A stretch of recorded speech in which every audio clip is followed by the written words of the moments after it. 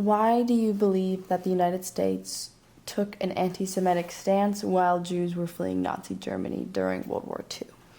So I'm not an expert in this area. That's okay. I believe that I think that the certain powers in the White House were anti-Semitic, and there was a reason for that. A lot of people say that that the U.S. was asked to bomb the railroad tracks that were leading into the concentration camps, and that they just refused to do it, and that I've heard it said that the government claims they didn't know what was going on in Germany, but we know now that that's not true. Right. Yeah.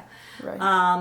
I think probably also just like today, people are afraid of an onslaught of immigrants, and a lot of the a lot of the Jews that wanted to come into the United States might have been. I think some of the more desirable, more highly educated Jews got out earlier, but certainly not the case all the time. So I just think that that there was just a period of kind of keeping ourselves separate from the rest of the world. Right. In my husband's family's case, I told you that we just got back from Germany, and his mother was born in Germany, and she had older brothers and sisters, and the Nazi youth were starting to harass the Jewish students in the community where they live, and this was in 1933, so it was early on. And my husband's uncle had a fight with a Nazi youth who was bothering a Jewish girl, and there was a fight between them, and my husband's uncle knocked out this boy, and the police, came to their house and said, we want to, call you in for questioning, and his father packed up the family, and they left and went to, within days, were in Belgium, and then eventually tried to get into the United States and couldn't, and they ended up in Brazil. So his family, went to Brazil, and there, a lot of them are still there. And we were talking with other friends of ours whose families went to Mexico, and some of my family went to Australia, and that, so a lot of Jews are in a lot of different parts of the world because they weren't allowed to get into the United States. Wow. What steps do you think should be taken on a federal/political level to end the underlying discrimination against the Jewish people? I believe that first, people need to understand what anti-Semitism is. And I know that we're really dealing in that with ADL. People need to understand what it is. They need to report it, both to the police, and the ADL keeps records. And I have some things I can show you from our website. So I think accurate reporting so that people know how prevalent it is. I think that, we grapple with the idea of freedom of speech versus anti-hate. And I think that, as Americans, people can't just say hateful things about Jews in the name of free speech. So I think making sure that Jews are protected in that way and are not harassed is important. And I just think I like to think that laws that protect all people would protect the Jews. It would.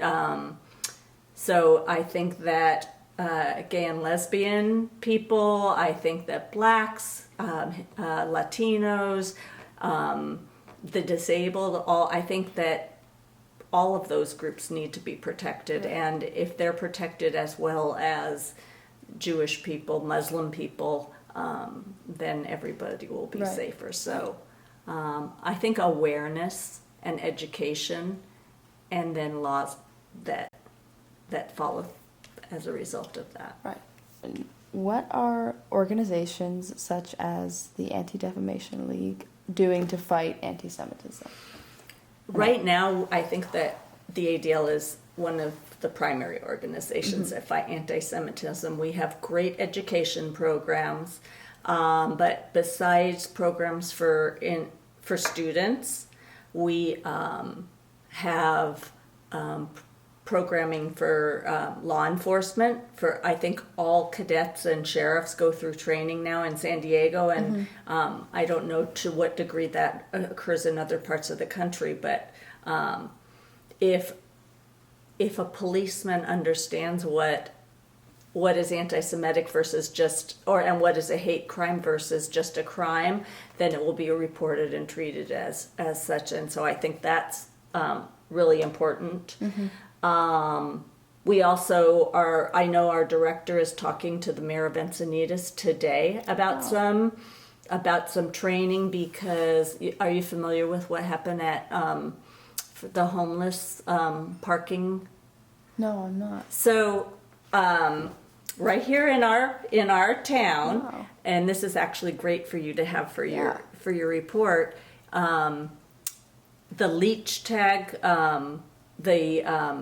leech tags have a property that has a lot of has farming and gardens, and they host a lot of events for the community in general, and they were with Jewish Family Service allowing homeless people who go through a process to park their cars in a lot on their property overnight so they can be safe. A lot of the people are single women with children. They, as long as they can live in their cars, they're not on drugs, their mental health is stable, et cetera, they would be allowed to park at the Leech Tag Center.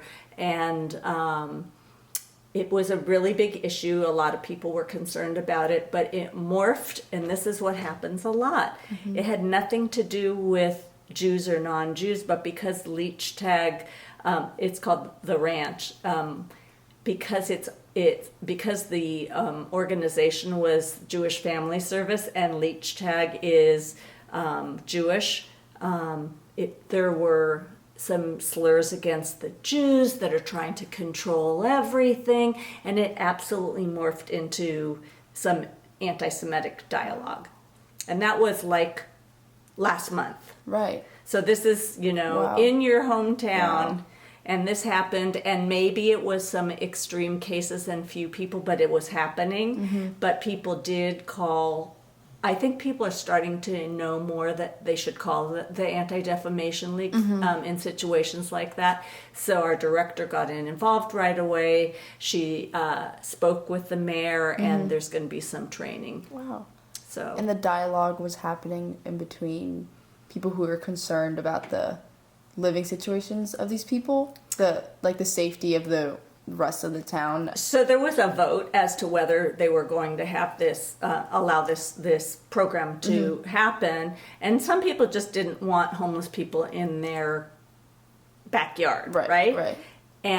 But instead of discussing the merits of the parking situation and the homeless people being there, they turned it into something about Jews. It had nothing to do with Jews. Wow. The organization was Jewish.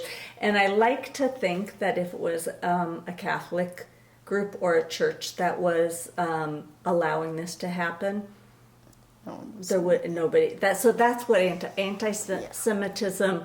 It's latent a lot. It's underground, and then it bubbles up. There was